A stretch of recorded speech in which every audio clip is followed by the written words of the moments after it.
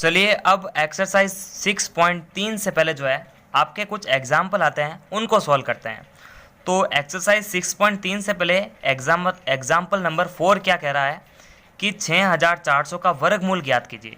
अब ये वर्गमूल क्या होता है?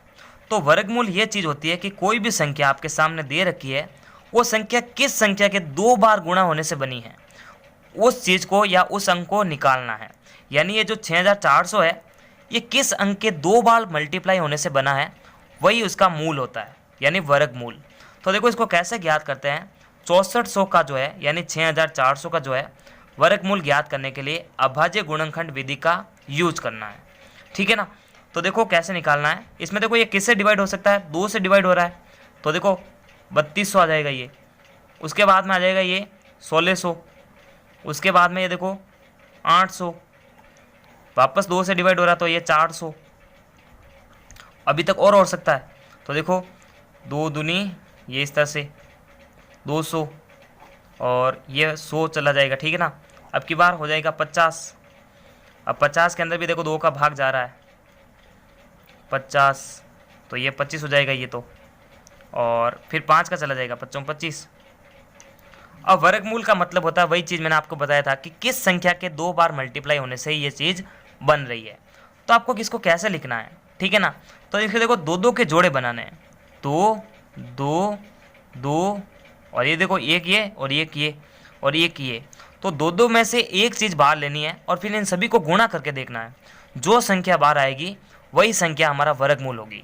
तो देखो कैसे, यानी मैं 6400 को या फिर 6400 को जो है कैसे लिख सकता हूँ, 2 इंटू 2 इंटू 2 इंटू ये देखो इतना लिख सकता हूँ मैं, 2 इंटू 2 इंटू 2 इंटू 3 ये 4 और ये देखो 5 6 7 8 8 बार तो मैं 2 इंटू 2 इंटू 2 इंटू लिखूँगा, ठीक है ना।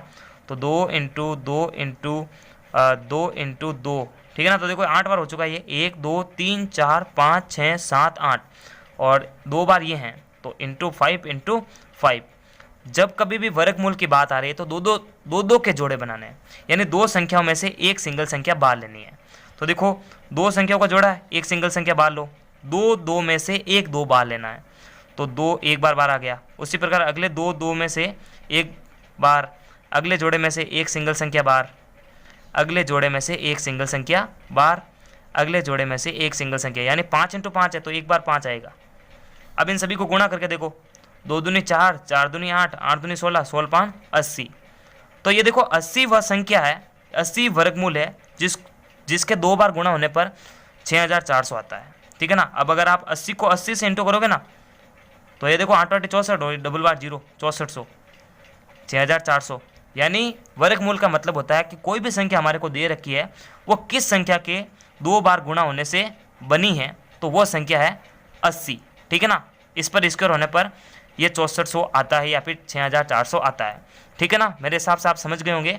वर्गमूल विधि का यूज करो, 2 संख्या के जोड़े में से एक संख्या सिंगल बाहर निकाल दो, फिर आपस में गुणा करके देखो, जो संख्या आएगी वही हमारा वर्गमूल होगी। यानी उस संख्या, यानी वह जो संख्या दे रखी है वो किस संख्या के 2 बार गुणा होने से बनी है। तो ये जो 6400 है ये 80 के 2 बार इंटू होने से बनी है और वो इस विधि से निकलता है। बस 2 के जोड़े में से एक सिंगल संख्या बाहर, ठीक है ना। अगला वाला करते हैं एग्जाम्पल नंबर 5। तो ये कह रहा है क्या 90 एक पूर्ण वर्ग संख्या है। तो देखो इसको कैसे ज्ञात करना है, इसमें भी अभाज्य गुणनखंड की विधि लगेगी। इसमें देखो किसका भाग जा रहा है, 2 का भाग जा रहा है 45 बार।